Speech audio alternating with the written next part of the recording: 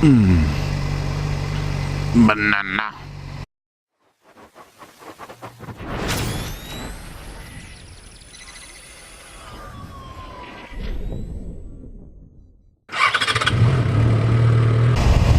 Let's make another Navy video. Hoo-yah, Navy.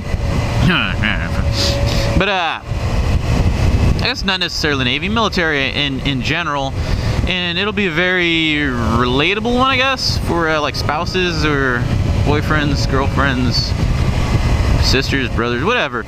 And that is military. Where does Muckleberry go? I don't know. That is military lingo. When you join the military, on day one, you're gonna start picking up not even new words, new ways to say things. Whether it's asking somebody to repeat what they just said, or an insult, or getting someone's attention, or any number of things, you're gonna learn a new way to say that. And sometimes it can be confusing for people. Sometimes it makes more sense.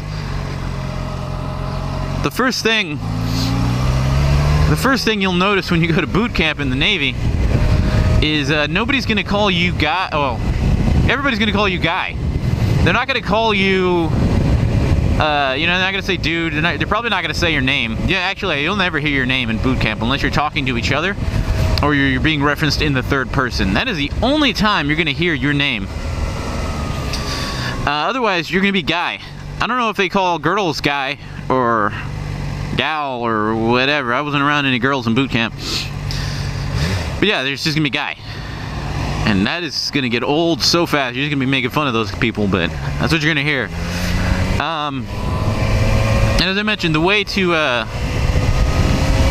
say or get somebody to repeat themselves isn't like, you don't say what. Because then they say what, and now you're in a what competition, but you'd say something like, for us it's say again, which it sounds straight to the point, but the reason we learn to say it that way is we talk on like two-way radios and stuff like that, and it's just more clear for me to say again than, hey, can you say that all over again, or hey, repeat yourself, or something like that. It sounds like too many other words. So you start learning to say things different ways. Like, instead of saying, this guy is my best friend, you'd be like, hey, this fuck ass over here is pretty cool. Just as a terrible offensive example. Curse words are very versatile in the Navy. As the old, mouth like a sailor thing goes, I'm a sailor, so if people don't like the way I curse in my videos, then, it is what it is, and you can fuck off. But yeah, it is what it is. That's something they say. You'll notice there's a lot of just weird sayings too, like, it is what it is. I swear I didn't hear that until I joined the Navy, and I hear it almost every day now. And that is just their way of saying you just got screwed, or I got screwed, or something like that. If somebody got screwed, instead of saying that, they say it is what it is, which is a really nice, positive way, I guess, to say it. But at the same time, it's like, stop saying that. What's another big one? Joking and coking. You'll hear that a bit. I haven't heard it in a while, but I had no idea what that meant. I had to look that up after I got out of boot camp, and I still don't know what it means. But you'll get called out for joking and coking.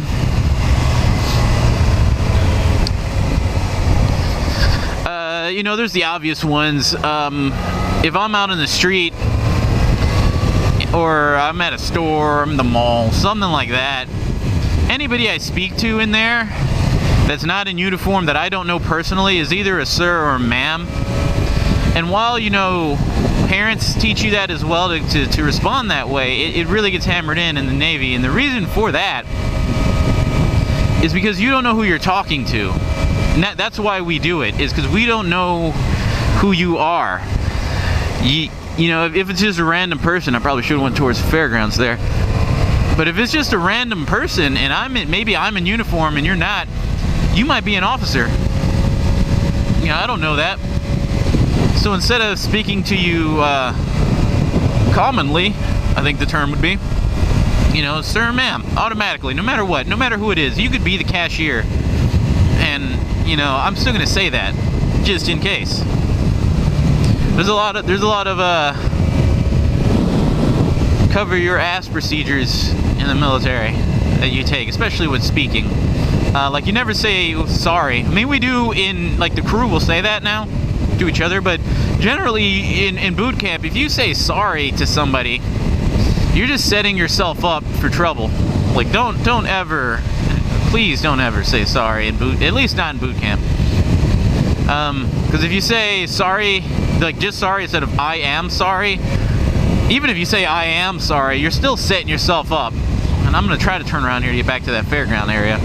But if you say sorry, petty officer, you just said that guy or that girl, that petty officer, is like a sorry petty officer, and they will treat it as though you said that, and that you don't want that. So what you say instead is my apologies, and if it's not my apologies, it's belay my last, which you don't say in submarines. We don't say that. I forgot. I don't know why we don't. Well, we don't say that because we don't belay anything in the submarine. What you say is disregard. Motorcycles, use extreme caution. We say disregard for all of our stuff instead of belay. And another thing in boot camp you learn really fast is the word coming is gonna come right out of your vocabulary really fast. When like when your mom calls you when you're a little kid at home and you scream, "I'm coming," you know, yeah, all right, the kid's on his way. You say that in the military and they think you're in the restroom with your hand in your pants. Well, they don't think that. They know what you mean. They're just being, you know, they're just being dicks about it, like they do, to make you say what they want you to say, because boot camp's all about indoctrination. It's all about becoming a basic sailor. Unless you're going into submarines, everything you learn is completely useless in boot camp. But yeah, what you say is, you just say moving. So yeah, and these are like the nice little happy terms, you know. You do hear some really weird stuff that people outside of the military might get offended, you know, might get angry. Why would you say that to me? Like, if I go home and tell my girlfriend, who doesn't exist, if I go home and tell my girlfriend some of the stuff that my chief or my LPO say, you know, she'll probably stare at me like, what? And it's just a difference in culture. Like, it's not offensive to us because it's like a lot of the things are terms of endearment, I guess. You know, like my LPO said, he calls all of the junior sailors like myself and the other few of the guys assholes, and he doesn't mean like the actual, you know, we're assholes. That's what he says. And I think he got in trouble once during an exam because he just said it, even though he wasn't, you know, trying to belittle anybody. So it's just things like that. And since I got here, the term shit ass is just becoming my new phrase. It's so universal. Like, whenever you're trying to explain something and you don't know exactly what you want to say, you just throw shit ass in there. And everybody does it, so it's really hard for me to not say it. But it's like anything else, you know. You have to know where you are, and you have to know your surroundings, and separate the two, because I'm not going to go to, you know, I don't go to church, but I'm not going to go to a church and keep sailor talk on. That, you know, I don't want to do that there. I believe the example they gave us was, I want to say it was the 4th of July, and a bunch of junior sailors were all hoo-yah and went to a fireworks show, and yeah, I did that wide turn. And they went to a fireworks show, and this lady took her kids there, and she, you know, she was recording the event, and she was like, "Oh, sailors, you know, thank you for your service," type stuff, recording them, you know, just as patriotism, I guess. So yeah, we'll go with patriotism. And they didn't turn sailor mode off. So I think they said within the 3 minutes they were on the camera, they said fuck like 40 times. which is extreme, I think. Even for sailor mode, 40 times in 3 minutes is still pretty extreme. I'm not gonna say I've never seen it. Person saying it may have been angry or upset. What is going on over here?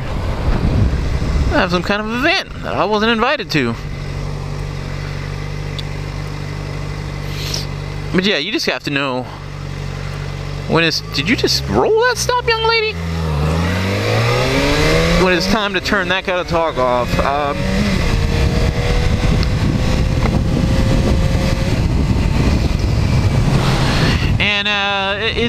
It's just something to adapt to. A lot of people will say the Navy or the military changed you. It does a little bit, but there's not going to be an extreme personality change just because you went through boot camp. A lot of people, you know, they say you learn character and everything like that. No, you really don't gain character from, like, well, I guess with the definition of character, but